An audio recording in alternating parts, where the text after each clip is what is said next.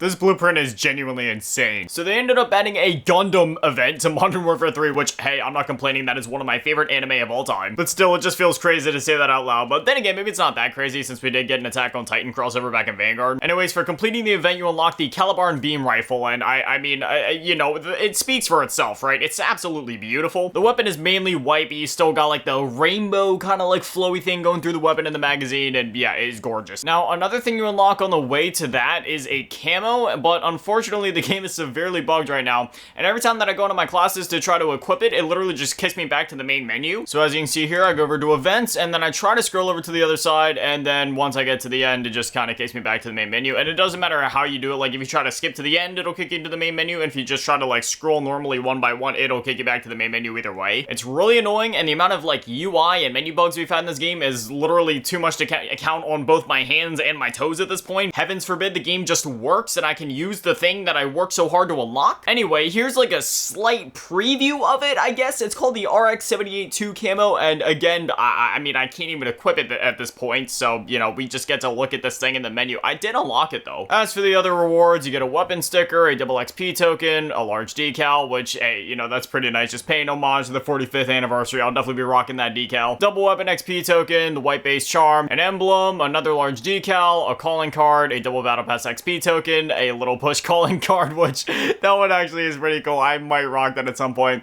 The camo that we already talked about, that literally just doesn't even work. An animated emblem, which I do actually see myself rocking this one. This one is pretty cool. And then we got a tier skip for the battle pass, and finally the Calibar beam rifle. You only need 550,000 XP to complete the event, so it really doesn't take that long. And then as for the other event that's going on, they still have this one going where like you complete the DNA samples and then you can unlock certain rewards. The only issue at the moment is that they keep time gating all of the rewards, so like yeah, they extended the amount of orange Cyto you can collect, but only by a little bit.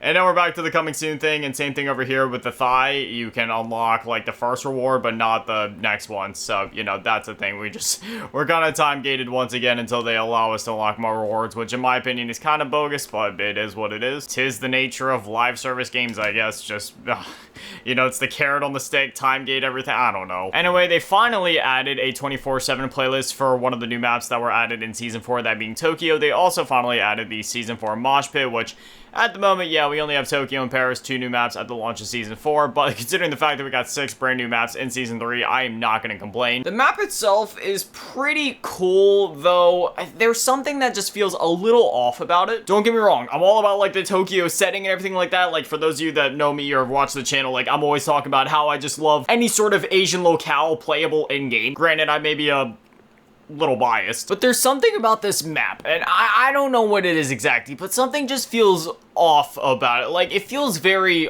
artificial. Like, when you actually get into the map, like, you look around and you run around, and, you know, for the most part, the actual inside part of the map looks mostly okay, but there's something about the scale of this map where it doesn't exactly feel right. Like, the size of the map and the structure and everything is fine, but again, when you're looking at it, like, everything just feels way too cramped to actually be realistic. Like, between the buildings, and then when you look outside of the map, like, it's very obvious that it's just low poly tech. Like, even when you're not using a sniper rifle scope, like, you can see just how low res and low poly everything is outside of the map. Like, there's just supposed to be big buildings, but you can tell that if you'd run up to it, yeah, it's kind of just like a miniature pretending to be bigger than it really is. And same thing with those buildings off in the distance. Those are supposed to be like huge buildings, but they really don't look that big. If anything, they're probably not that much bigger than my player model, because again, they're just miniatures pretending to be bigger than they really are. And when you're running around the inside of the map, once again, the scale is just a bit of an issue here. Like, yeah, sure, everything looks sound for the most part, but I don't know, everything just feels way more squished than it actually would in real life. And am I asking for the game to be ultra realistic and be like a 1-to-1 scale? No, of course not. That would be ridiculous to ask for, but at the same time, I don't know, this just feels like it was slapped together, maybe. I don't want to say that it was, just, you know, I don't want to go out disrespected and he does be like, oh, they just slapped this thing together and just kind of like put it out there, but I mean, that's kind of the impression that I'm getting at the very least. By the way, for anyone curious as to how this Calibar and beam rifle actually feels to use and work in game, I mean, like, you know, it works for the most part, but as you can see, like, it's very bouncy at first. Like, the initial recoil is pretty extreme, but once you like keep firing and you kind of get your aim down, like, you know, it's usable. This thing does come fully stacked out with like 5 attachments right off the rip, so I mean, like, you could switch some of those things around, but again, at the same time, it's just that initial recoil where it just kind of like throws you off. But as you're shooting, I mean, as you can see, it's not like you're going to be looking up at the ceiling by the time you finish a mag. Oh, great. Now I got the Wriggler camo on my secondary weapon because I was going back to try to equip the other camo that I was telling you guys about that wasn't working. But unfortunately, I was only able to get as far as Wriggler before it would kick me out. And yeah, this is that disgusting worm camo that we covered a couple months ago. And yeah, it's still disgusting. I feel like they really could have took this to the next step. And since, you know, even the mag itself is kind of flowing with the rainbow aesthetic, if they could have gave us tracers that follow the same color scheme of the weapon itself, but maybe I'm just being greedy. I'm not gonna lie, with Gundam being one of my favorite anime, I am very tempted to buy one of the bundle packs, but as I've said in many videos at this point, I refuse to buy bundles. If they were cheaper, I would consider it, like $10 or less at that point. You know, with inflation and everything, just considering how things are nowadays, yeah, sure, for a skin in-game, that would be a bit egregious, but at the same time, you know, for one of my favorite anime, at that point I might, but for $20, dog, that's literally a third of the price of the game. I mean, in my case, it was a fifth of the price because I do buy the Vault Edition every year. That's one of those things where it's like, hey, I really love Call of Duty, so I'm cool with paying a little extra just to, you know, get the extra cosmetics, get the extra goodies and benefits and stuff like that. And plus with that, that does also give me access to the first Black Cell Battle Pass of the year, which obviously that was like something that they just started doing this year, but it was already kind of put out there that that's also going to be happening with Black Ops 6, where that'll also give you access to the Season 1 Black Cell Battle Pass, which also gives you a bunch of like extra COD points and stuff like that. And with those extra COD points, I was actually able to buy a bundle this year. I ended up buying that one. It came with that skin for Doc where she has like the skateboard on her back, and it also has like the 8-bit tracer rounds, and it has like the Call of Duty Ghosts and Advanced Warfare screen on it. That was one of those times where I was like, hey, I already have the COD points for buying the Vault Edition of the game. I might as well get it just because it was so cool. It was calling my nostalgia between the screen for the other Call of Duty stuff, just the whole arcade theme because I grew up when arcades were still around, on top of the skateboard because I used to be a skateboarder, and again, that was calling back to like my early 2000s nostalgia right there. To this day, I'm constantly going back and playing Tony Hawk's Pro Skater 1 and 2 on PS1. In fact, I actually still have my original copies from back in the day, from over 20 years ago at this point. I also still have my copy of the Disney Extreme Skate Adventure game, which was literally like Tony Hawk's Pro Skater 3 or 4. It was literally running off of like that same engine, except it had Disney characters inside of it. So you could literally play, like, again, a Tony Hawk game doing the exact same tricks as you would in a Tony Hawk game, but do it as like Woody or Buzz Lightyear or Simba or something like that. And that's another game where I still have my original copy from, you know, all those years ago back in the 2000s, and it's still in phenomenal condition. The case is in great condition, the disc is in great condition. If you're wondering why I'm looking up in that direction, it's because that's where my game shelf is at, so I can like see most of my games there. It's not all of my games because I have